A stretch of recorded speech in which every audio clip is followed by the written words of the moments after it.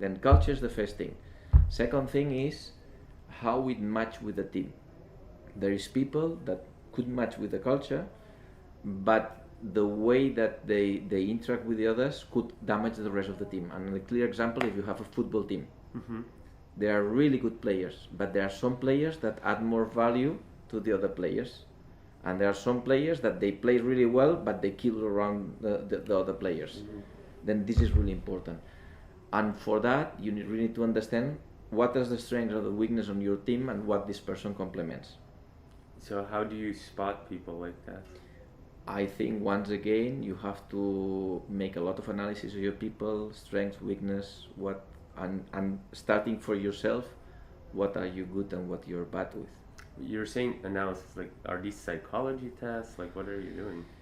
We're doing psychology tests, we're doing a lot of working dynamics, a lot of teamwork, where you can see how people work. So like workshops. I think there are a lot of, nowadays there's a lot of ways to analyze how is your personality. There are basic things from like the colors, the red, the blue, blah, whatever. Yeah. That's one example, but there are a lot of things. Is whatever you use, you have to use it in a way that you're consistent all around. You cannot compare with red and with the other with another system. Is use a system that you believe, check that is right, and then use it. Okay, so then choose a personality test, and then okay, I get that you implement what you find works, and then based on that you look at complementary skills that fit the team. What happens if you do that recruitment and like a bad person slips in? How do you handle You that? have to make, for the fairness of the company, you have to make a fast decision. Can you give an example? Has that ever happened to you? I think I give you an example on Asics. Unfortunately, we make some mistakes, yes. And it was one case, one guy that the first day was doing one illegal behavior. And we have to execute very fast because the company don't allow illegal behaviors. Then, but all the rest of the people were reinforced because we're following our, let's say, mission, vision, and we were really thinking our culture. We didn't accept that. That reinforced the team. So okay, so he did something bad. You say execute fast. Are we talking like hours? Are we talking days? Are we talking weeks? I mean, if you see something that is really strong, hours. If you see that something that he can improve, you have to give feedback immediately. You have to improve and give the choice to people to do it. What I'm telling is at the end is, first thing is you have to have a strong process. And all these conversations start because we were telling they make mistake starters. Why they make mistake? Because suddenly they have to hire 100 people. And when you make 100 people hire without processes, without role play, a lot of tests that you can make in a person, and you hire, oh, this CV is nice, I hire this person, the consequences can be really high. But what I'm telling is, main of the growth stage startups, they have to be prepared to be in growth. Means they have to decide how is their hiring process to avoid these mistakes.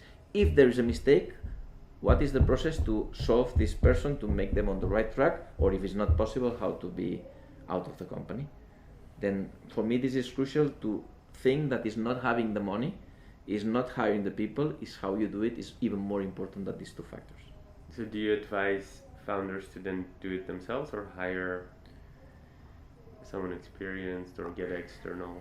I think there are two things on this area.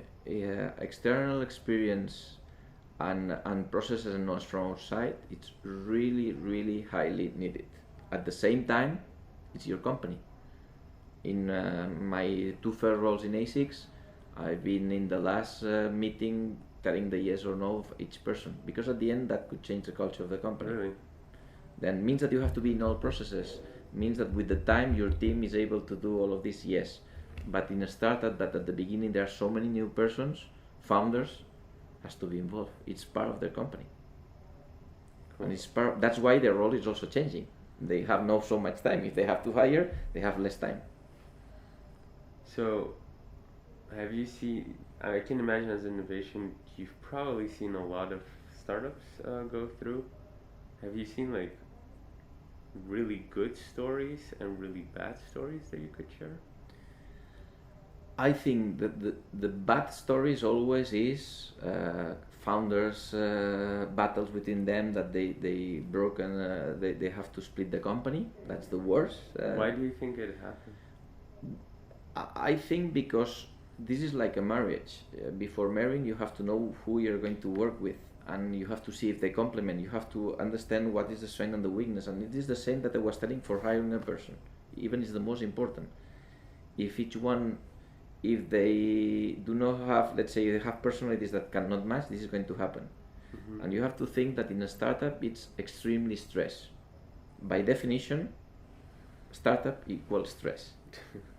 That's by definition. You cannot change that. Even for because the startup is going well or because the startup is going bad, it's a stress. All of us, when we are put on the stress, our personality goes to the limit. Mm-hmm.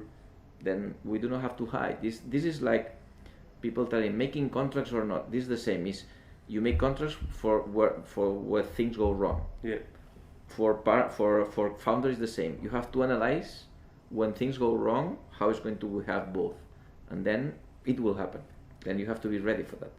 So you pretty much advise to do something, team building activity maybe, where people are put in the highest amounts of stress before you start the company. That could be one choice. Another choice will go to professionals, that they put on the table when you're under stress what's going to happen. Mm-hmm. And don't lie yourself. Means, are you willing to receive? Always there are things in life that you will not like. Yeah. But if you know it and you don't like yourself and you accept it, when it comes, you have to tell, okay, I know that, I accept it. It's not that I like it, but I have to accept it. Then I think the worst thing is feel that it's going to be honeymoon, every time it's going to be nice, we're going to be in love. That's not life. Yeah. Then I think startups has to make first commitment. This is my weakness, I will try to solve it. This is my weakness, I will try to solve it, but just in case, we'll have to be patient on that side. Okay. Like this episode, you can check out our most recent one here, and if you haven't already, make sure you click here to subscribe and see the next one. But if you're interested in more tips and tricks, then make sure to join our Facebook group, where you can find thousands of like-minded people and you get direct access and support to any business question from the entire startup funding event team.